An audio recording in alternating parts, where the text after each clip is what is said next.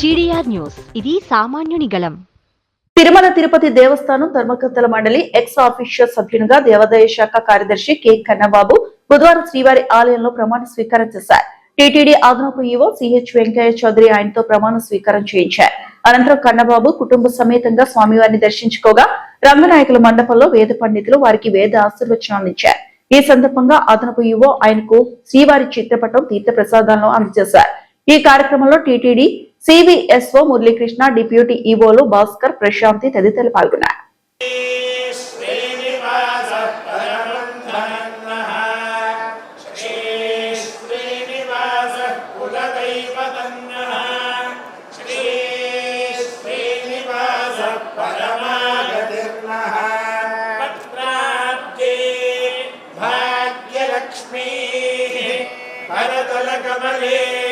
सर्वदा लक्ष्मी गौर्दण्डे वीरलक्ष्मी हृदयधरणिजे भूतकारुण्यलक्ष्मी